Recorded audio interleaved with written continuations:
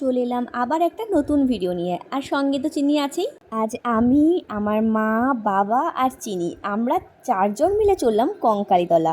আর এদিকে রাস্তায় ধুলো উঠবে বলে চিনি রুমাল দিয়ে নাক ঢেকে বসে আছে। কঙ্কালীতলা ঢোকার আগেই এই ছোট্ট গ্রামটার নাম বনডাঙ্গা। আমার খুব পছন্দের একটা গ্রাম। ছোট্ট ছোট্ট কুড়ে ঘরগুলো দেখতে আমার ভীষণ ভালো লাগে। কখনো তাল গাছে হাঁড়ি বাঁধা দেখতে পাবে, আবার কখনো ভাঙা পাঁচিলে ছাগল বসে জাবর কাটছে তাও দেখতে পাবে। কথা বলতে বলতে চলে এলাম কঙ্কালীতলা। পৌঁছানোর সাথে সাথেই আমরা একটা গাছের ছায়ায় বসে পড়লাম ব্যাগপত্র রেখে একটু জিরিয়ে নেওয়ার জন্য। আর এই গাছটা দেখে চিনি কি বলছে শোনো। মা গেল পুজোর লাইনে দাঁড়াতে, আর আমি ততক্ষণ চিনির খাবার রেডি করে চিনিকে খাওয়াতে শুরু করে দিলাম।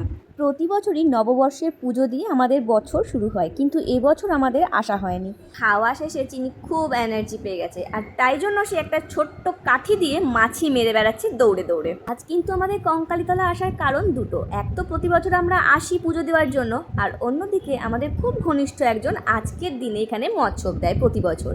কিন্তু এবছর আমরা প্রথমবারই তার মৎস্যপের দিন এসেছি। বেশ কিছুক্ষণ দুষ্টুপুরির দুষ্টুমি দেখার পরে মনে হলো যাই একবার মায়ের কাছ থেকে দেখে আসি মা কি করছে। কতদূর এগোলো লাইনটা। ও বাবা, এসে দেখি মা এখনো মন্দিরের বারান্দাতেই উঠতে পারেনি।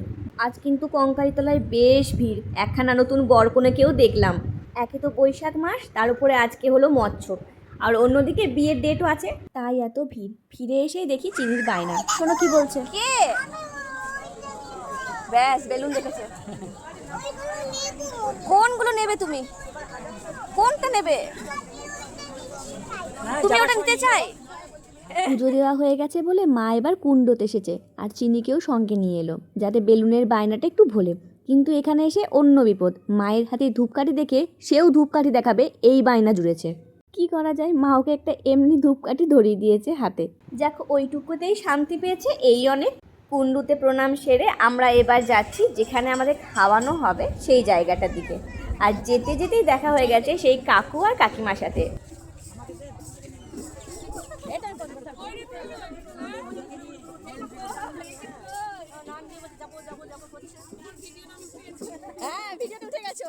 এই কাকুই আজকের মৎস্যপের আয়োজন করেছে, আর কাকিমা বলছে তোমার ভিডিওতে আমি চলে এসেছি। আমরা এবার ভোগ মন্দিরের পাশ দিয়ে সোজা চলে যাচ্ছি যে জায়গাটাতে খাওয়ার ব্যবস্থা করা হয়েছে। এদিকে গাছের তলায় কিছুটা কাদা হয়ে থাকতে দেখে চিনির ইচ্ছে হয়েছে কাদাতে লাফাবে। আমরা চারজন চারটে চেয়ার দখল করে বসার কিছুক্ষণের মধ্যেই চলে এসেছে ঠান্ডা ঠান্ডা শরবত। উপরে গাছের ছায়া, ঠান্ডা ঠান্ডা হাওয়া, তার সাথে শরবত, আবার পাখির গান। কি সুন্দর পরিবেশ। আর এইখানে চলে এসেছি আমরা এখন রান্না দেখতে। দেখো কত খিচুড়ি রান্না হয়েছে। এত খিচুড়ি দেখে চিনি তো পুরোই অবাক। কড়াই, কত বড় বড় কড়াই, আগুন জ্বলছে। এগুলো কি মা? এগুলো কি মা? এগুলো খিচুড়ি। এগুলো কি? সব খিচুড়ি। খিচুড়ি রান্না করা দেখে ফিরে দেখি মাকে আর বাবাকে কাকু এই জায়গাটা বলে গেছে বসতে, এমনিতেই তাড়াতাড়ি ভিড় হয়ে যাবে। আর এখন পর্যন্ত মায়ের ভোগ আরতি শেষ হয়নি, তাই একটু ফাঁকাও রয়েছে এখন জায়গাটায়, সেই জন্য আগে থেকে আমরা বসে পড়েছি।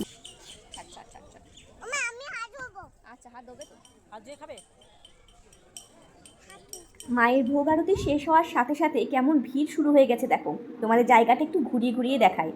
আমরা তো এদিকটাই বসেছি, আর এই দিকটায় মাটিতে বসে খাওয়া হচ্ছে। যে কাকু আজ মৎস্যপের আয়োজন করেছে সেই কাকু আজ চিনিকে প্রথম কুমারী ভোজন করাবে বলে ঠিক করেছে। মা কঙ্কালী ভোগের প্রসাদ প্রথম চিনিকে দেওয়া হলো। খিচুড়ি, পাঁচমেশালির তরকারি, পরমান্ন আর মিষ্টি মিষ্টি টক। আমরা খেতে বসার আগেই চিনিকে খাইয়ে দিয়েছিলাম, আর তাই চিনির আর খাওয়ার ইচ্ছাই ছিল না। অজ্ঞতা আমাকেই হাল ধরতে হয়। শেষমেশ হাত ধুয়ে আমি ওকে মুখে প্রসাদ ঠেকিয়ে দিই, আর বাকি প্রসাদটা বাবা খেয়ে নেয়। এরপর আমাদের জন্য চলে আসে খিচুড়ি। মা কঙ্কালীকে প্রণাম করে মায়ের প্রসাদ খেতে শুরু করি, তাই সমস্ত ভিডিওটা আর করে ওঠা হয়নি। আজকের ভিডিওটা এখানেই শেষ করি। দেখা হচ্ছে খুব তাড়াতাড়ি অন্য একটা ভিডিওতে। ততক্ষণের জন্য টাটা।